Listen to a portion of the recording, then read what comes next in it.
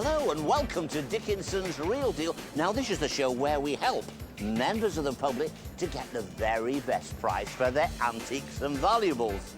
We can sit you down with one of our experts. Now what they will do is try and tempt you with a cash offer on the spot today. 60, 200. 450. Come on, Cheryl. If you don't think that's enough money, then you can put the same goods into an auction in the hope that you will get more money there. But be warned, there is no guarantee. Today, the show comes to you from Gloucester. A large number of people have turned up. They've brought along their antique treasures. They're hoping to lock horns with our dealers and then walk away with the real deal.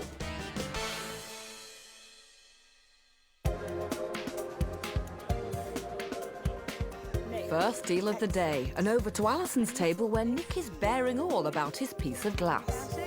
I believe it's a piece of elite glass, which is about as much as I know about glass, unfortunately. Right. As far as I'm concerned, glass is for drinking beer out of. But I do recognise the name. I do know the name that Leek is quite a good make. Yeah.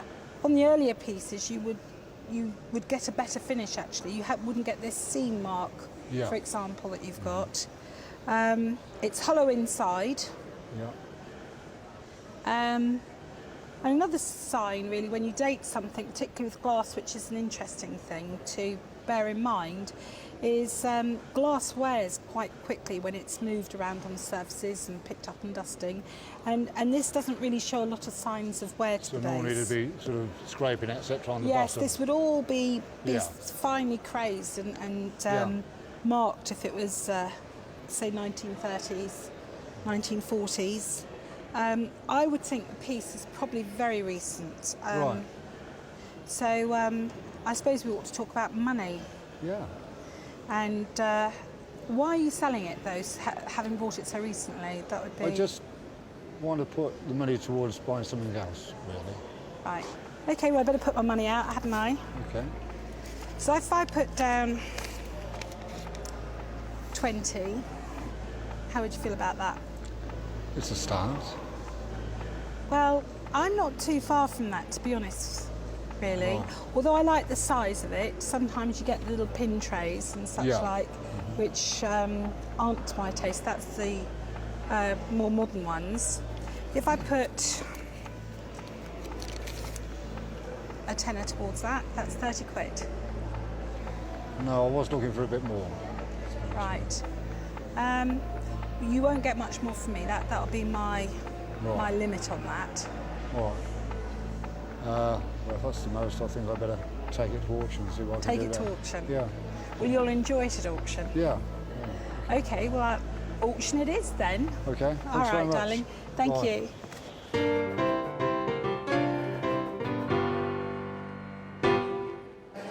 The question is it a right one or is it a duffer? Even though it's got the name La Leek on it, is it a fakey? Because there are fakes out there. Be careful.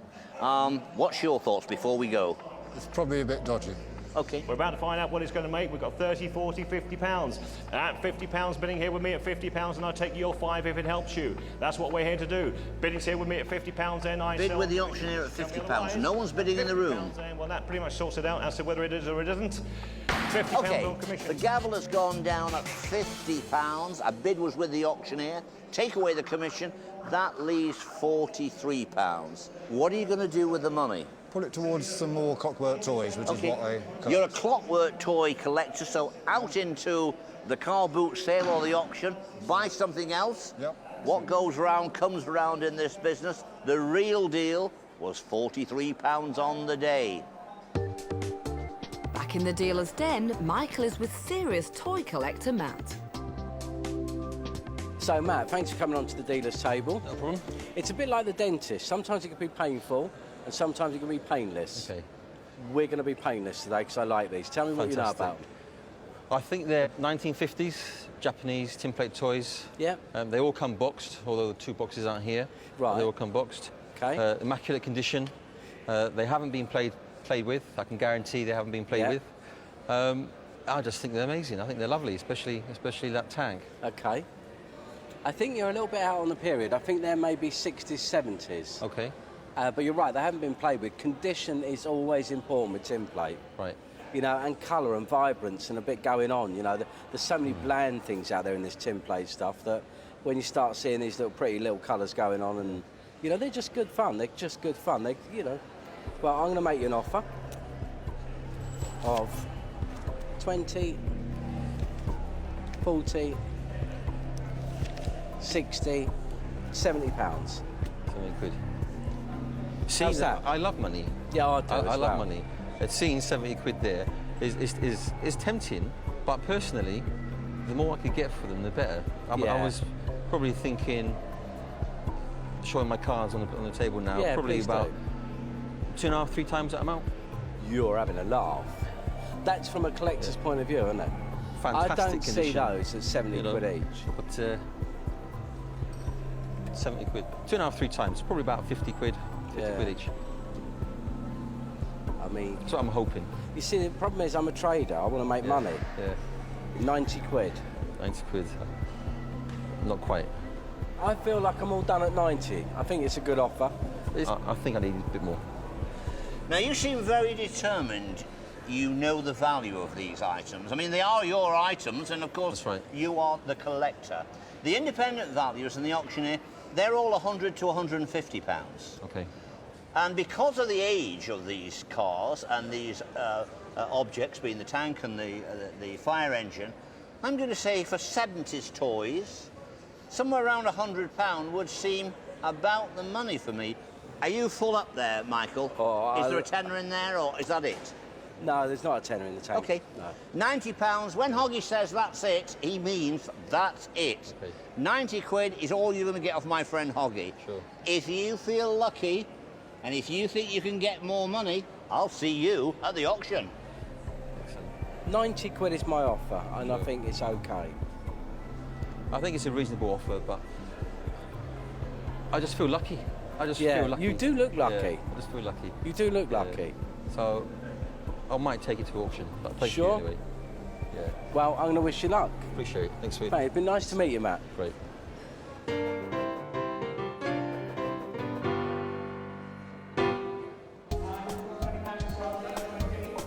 What about the £90 you were offered by Michael Hogburn?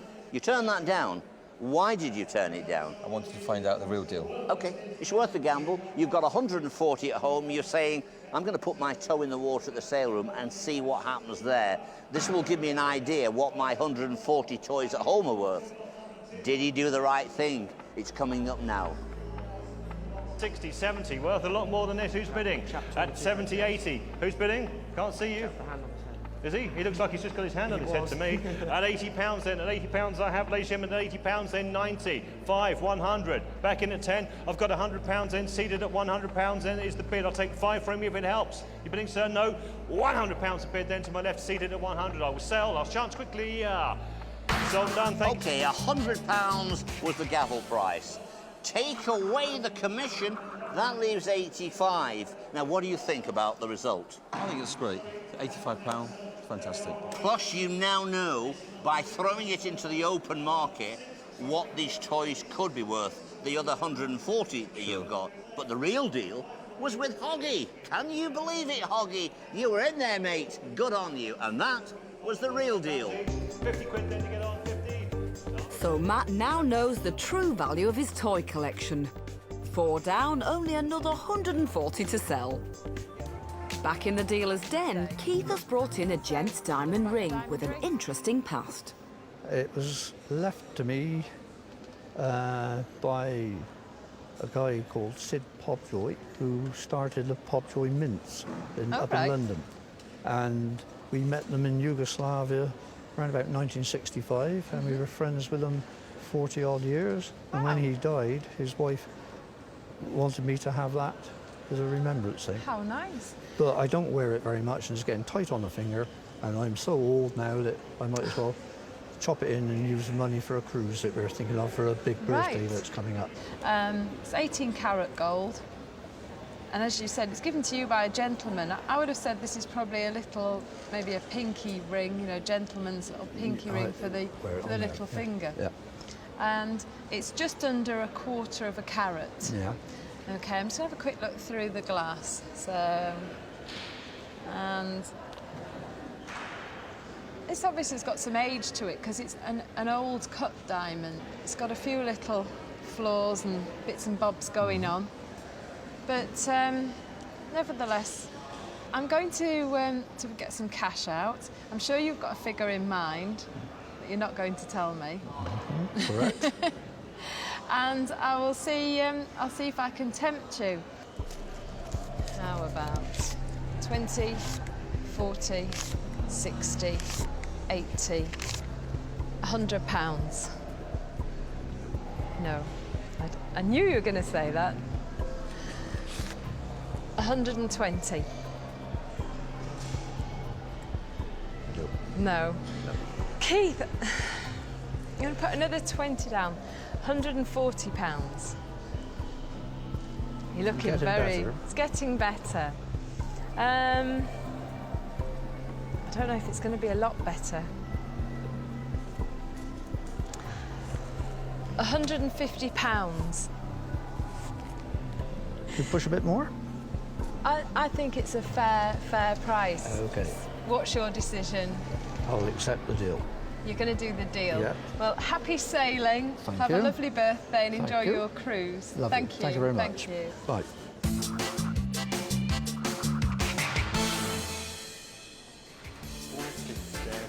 Coming up, Tim's confronted by a savvy seller. Never seen anybody accept the first offer that goes on the table. So, no. And wise words from David.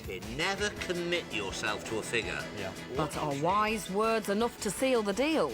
Find out soon. Welcome back to Dickinson's Real Deal from the historic city of Gloucester. Hi, Paul. Hello. Nice to meet you. Nice to meet you. You've brought a piece in that really doesn't need any identification. Do you want to tell us what it is? It's a Troika calculator plaque. Right, right. It's from Troika in St Ives. And how did you acquire it, Paul? My parents bought it back from honeymoon. They were on a honeymoon about 1963.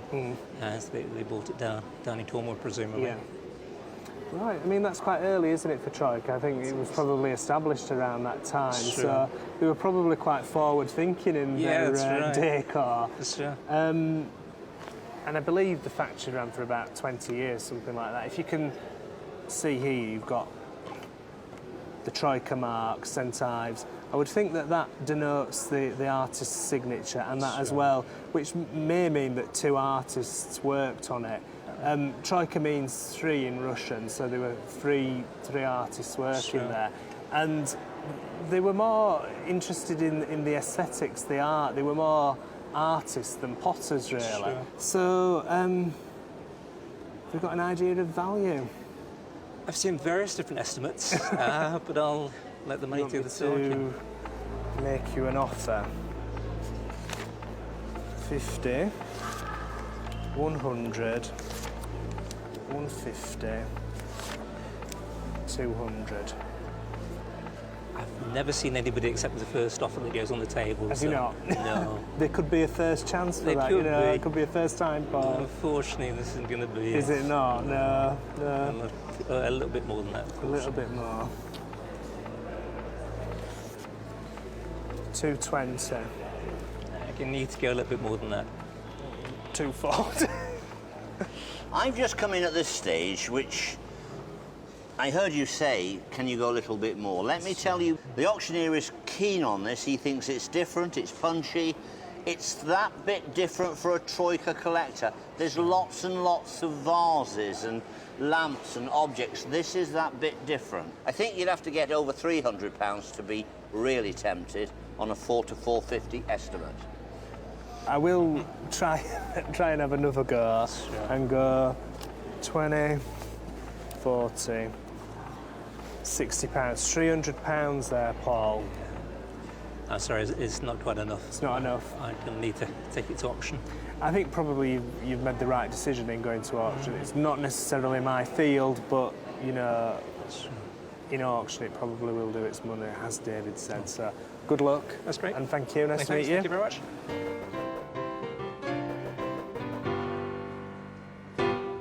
Before we see it go under the hammer, here's David and auctioneer Martin Lambert with some more interesting information on the piece. Absolutely. Now, you've done your research. Tell me what you found out. Well, we like it an awful lot. If you actually have a look on the back of the piece, it's got what we call the very early St Ives mark. And this really dates probably from the mid to late 60s. Looking at the signature at the bottom also, we think it's actually probably by Benny Sirota, which is quite exciting, because he was actually one of the founders of the Troika factory in 1963. OK, so we're looking at an early piece of Troika, something rare. Will there be people here, do you think, that will be able to distinguish a rare piece of Troika from a general run-of-the-mill piece of Troika? Well, that's a good question. I'm rather hoping so, because this is actually a very rare piece. We've had a bit of interest before the sale, but as you say, it really depends on the day and who's going to be here to actually bid for the item. OK. Estimate on the day? £400 to £600. Is it going to sell? I think it will. The question now is, do we have a collector in the room? You've turned down £300, which is not a bad price. £400 to £600 is the estimate with a £400 reserve. The question is it going to make over £300? We're about to find out. It's coming up over there, Paul. Start with £300, and if you will, 300 surely. Well, I do have interest here. There's 220, 230, 240, 250. At 250, at 250, 280, 300, 320, 340, 360. Bids on the book. They're bidding with the bids on the book. I've got to go. 400 is here with me. Then on the books at £400, and I have £400, and I will sell. Make no mistakes. Last chance at 400. Are you all done? £400. £400. The gavel's gone down at £400. Take away the commission, that's going to leave you with £340. Are you a little disappointed? A little, yeah. You were hoping for that bit more? It would have been nice. OK, on the day, real deal, take-home money, 340 quid. That's the way it goes. So for Paul, the figures didn't quite add up for his calculator plaque, but at least he made the right decision in going to auction.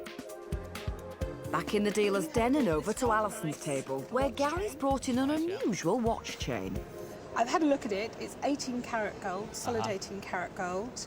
And as I turn over the fob, on one side it has the carnelian, and on this side it has a compass, which is rather interesting. From my perspective as a jeweller, if it was a bit longer, that would have been very helpful to me, because then it would get into the possibility of being a necklace.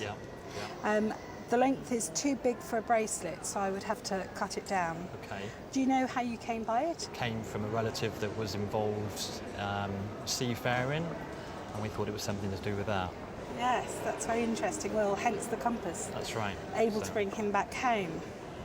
Well, it is a nice piece. Every link is marked, which everyone likes to see. A hallmark makes all the difference.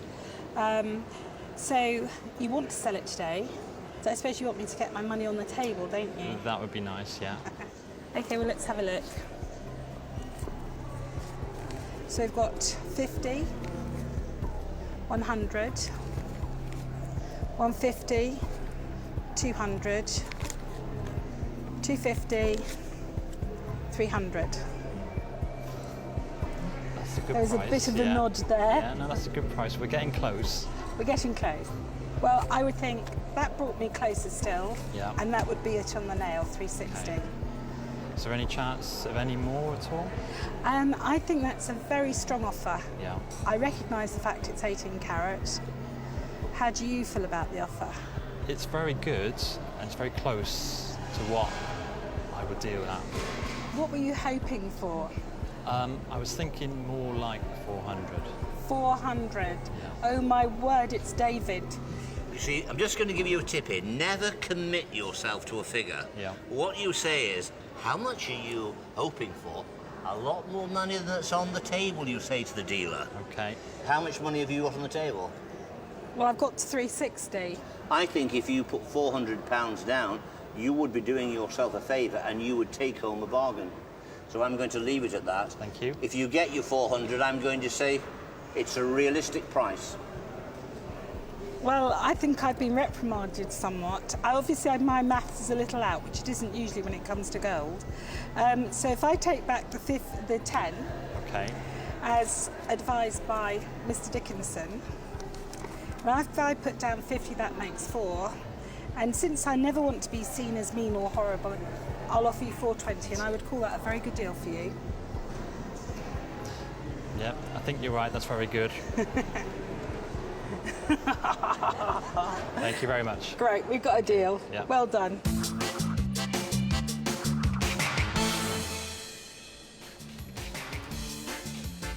Coming up, Hi, Tim's guys. hung up on a possible collectible of the future. I've got absolutely no idea about. Cut straight to the chase. Right. And And Alison means business. £500. How do you feel about that? It's not near. But will it be enough? Find out soon.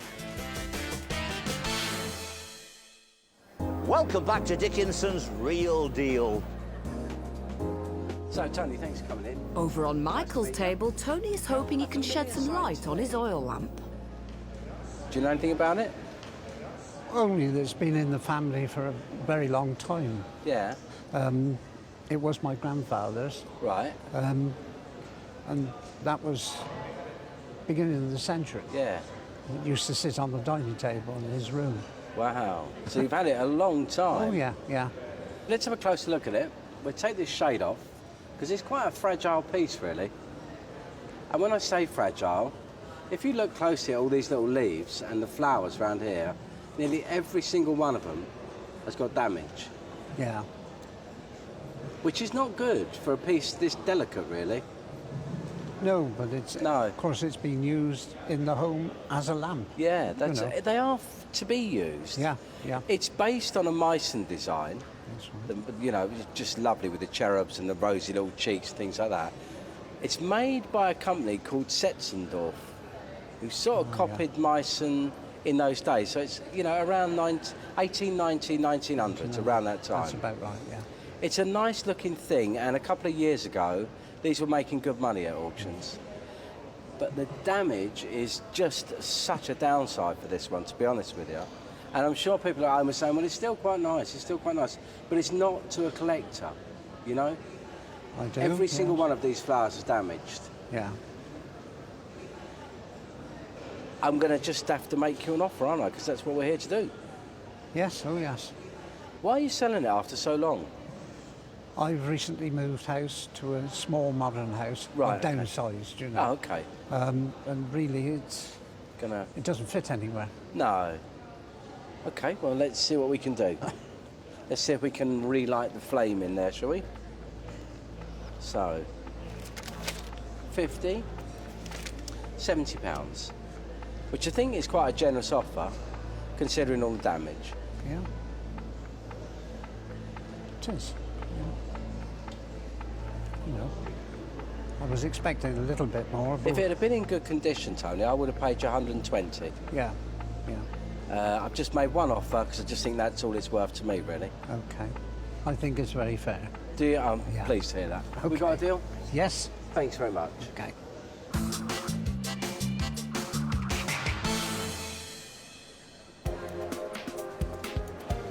My name's Alison. I'm Lynn. Lynn. And you have brought this very charming, rather handsome, miniature little bear. I have, yes. Can you tell me about him? Well, I've had it since I was born, more or less, I think. My mum bought it for me. I'm nearly 60, so it's at least 60 years old.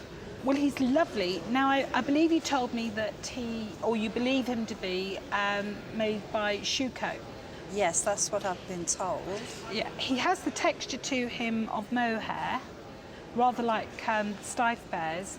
I'm not terribly familiar with that make. It doesn't mean to say that it's not a wonderful make or a valuable make, because I'm not familiar with it.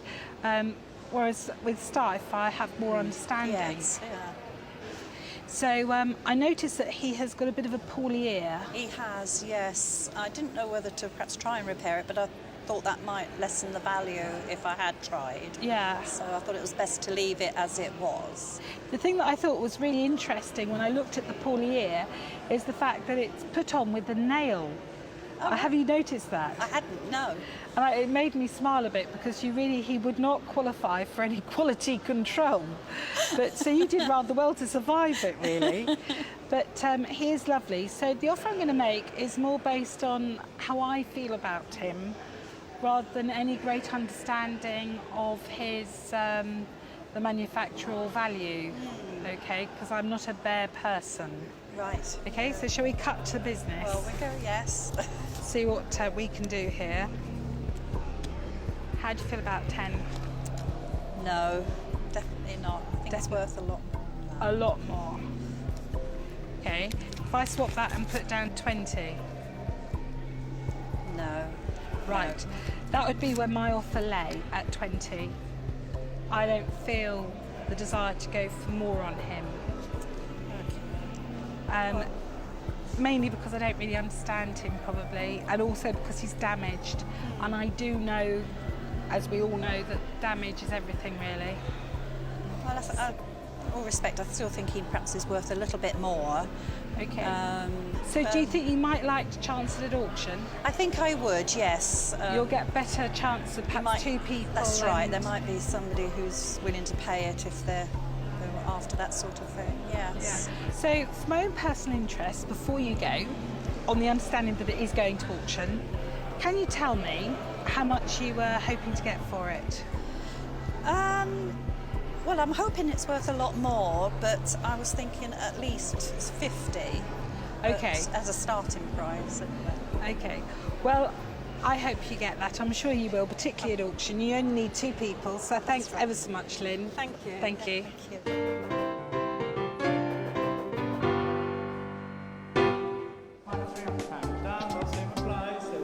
Little tiny Teddy. Oh, looks so lonely. £20. 10, bid 10, thanks. Oh, come on, don't be mean. At 10, 12, 15, 18 pounds, surely at 18 pounds, 12 I haven't 15. 15 pounds I have, 18 anywhere. 18 anywhere, you're bidding Sir, I remember you from the last one. At 18 pounds then, I think I can just about squeeze it at 18 pounds, it's yours at 18. If we're done, I will sell at 18 and suffer the consequences. Okay, they've sold him.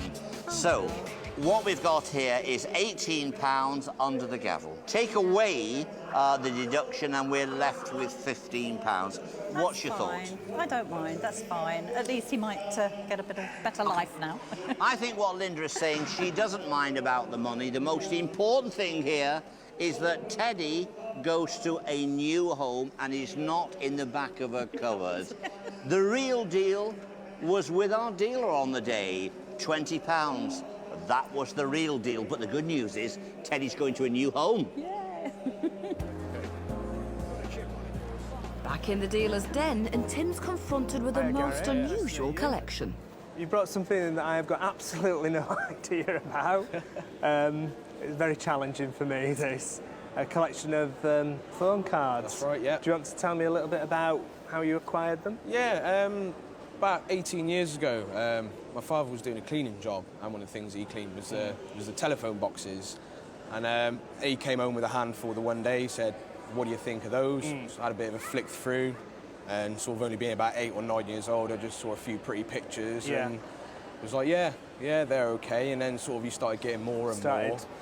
So, Gary, a complete novice to the world of phone cards. Tell me, there must be like a holy grail of phone cards, because there is in any sort of collecting field. Which one's that? There is one. It's this one here. Right. Unfortunately, for my luck, it's not in mint and pristine condition. So what would that be worth in mint condition? Mint condition, I think you're probably looking at about £400 to £500. That's £500? Yeah, 4 to 5. Might go into phone cards. Yeah, might be more lucrative there's than a few. antiques. Yeah, there is a few. Gosh. I don't want to insult you by making a derisory offer. I just have got no idea. You'll probably be insulted by this, but £50, I just don't know. It's a pretty poor start, really. Is it? It is. Yeah. Bit of help for me. Yeah. Well, something like this is always very, very difficult to value. Yeah.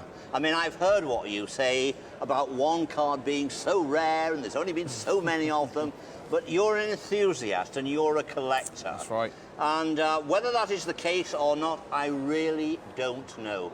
I think the best place is to go to auction. Okay. That way, we'll see. Is it a collectible of the future? Is it a bit of old tat that should go on the fire? Is it worth money?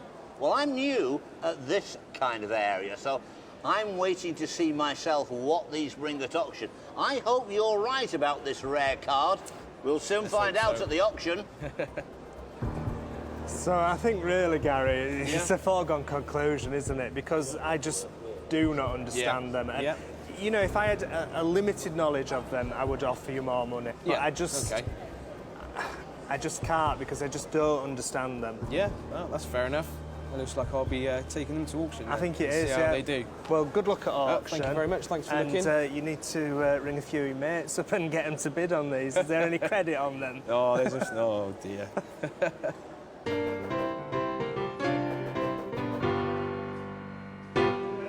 They're coming up now. Gary's collection here, 1,000 phone cards. There was always a lot of publicity around these a few years ago. There were a lot of collectors. Since then, the market seems to have dropped down. 50 was offered, that's no money. Are they going to make the reserve of 250? They're coming up now. There's a bit of interest here at 110, 120, 130, 130 pounds. Well, it is your turn now, 130. Have a look. The only lot like this in the sale at 130 pounds. Are they going to make the 250? Tricky one, this. At 130 pounds at 130. I'll take that as a no. 130. Are you done and happy at 130? Well, it's not enough, and I'm afraid. They haven't sold. What I'm going to say here, Gary, is you're going to have to take those cars home, and in 100 years' time, bring them back to Dickinson Jr.'s Real Deal, because I do not think those are going to sell in my lifetime. What are you going to do with them? Just take them home and keep them? I'll take them home, admire them for a few more years and see what happens. Disappointed? A little, a little. What's happened here, a fad's come along in the marketplace and suddenly it's collapsed.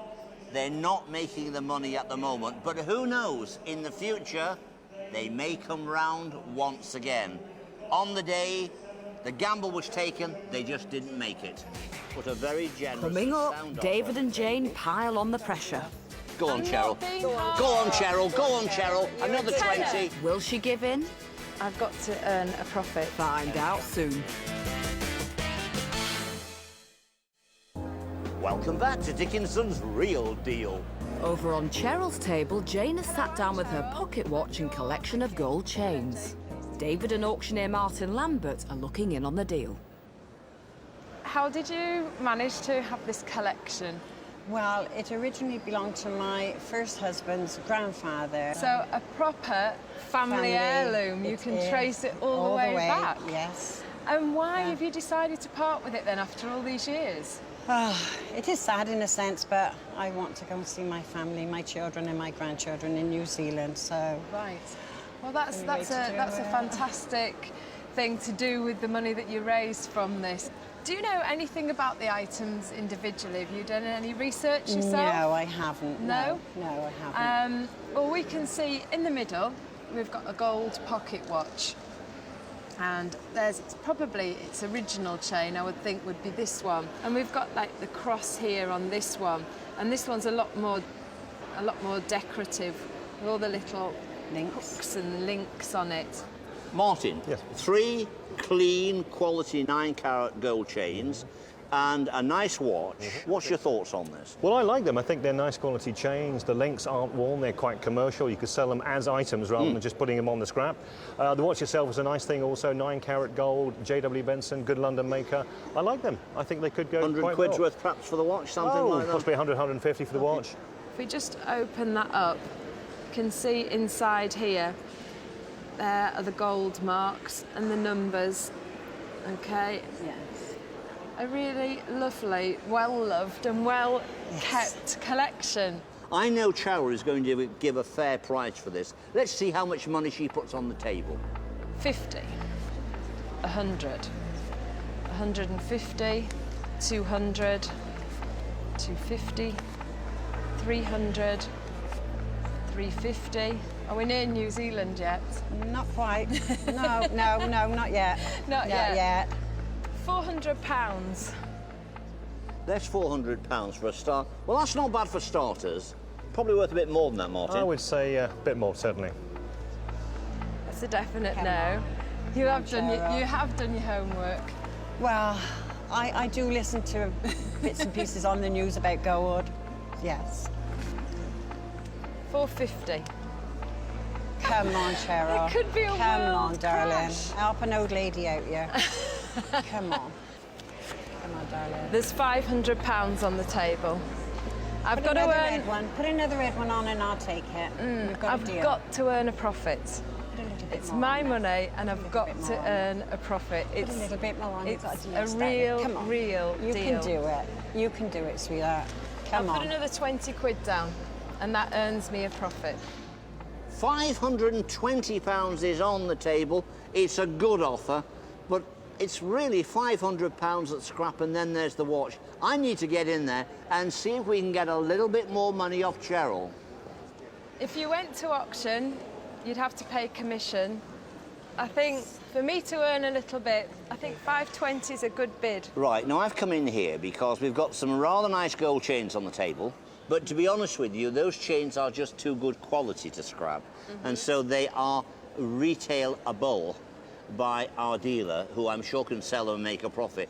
And then we need to allow for the watch. I think Cheryl has put a very generous and sound offer on the table, but I do believe there's £500 worth of scrap even without the watch.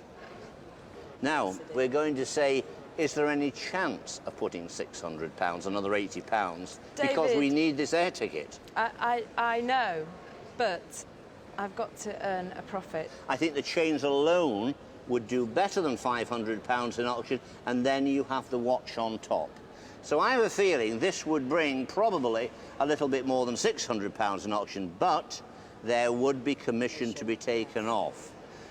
Now, Cheryl's got the advantage of no commission, so I think if we were to try and get a little bit more money off Cheryl towards that airfare for New Zealand. Be wonderful. Going down under, mate. Listen. Come on, it'll be my Come first on. Christmas with my Come family on. for 14 years. Take Put this another off red then. one on. Get a few more prawns on the Barbie. What's that? There's £550 Okay. today. Run down to the travel agent. Do it on the Did we say that ticket was 600? We can't string her out. Because it's peak season out there, David, isn't you're it? Is there pushing going to be me. this summer? We are pushing her hard. You're pushing me. Put another 20 on, Cheryl. You've got a deal. Go on, I'm Cheryl. not being Go on, hard. Go on, Cheryl. Go on, Cheryl. You're Another a tenner. 20. 20, darling. A tenner. Come on. 20. 20, come on. No, I'll never be rich.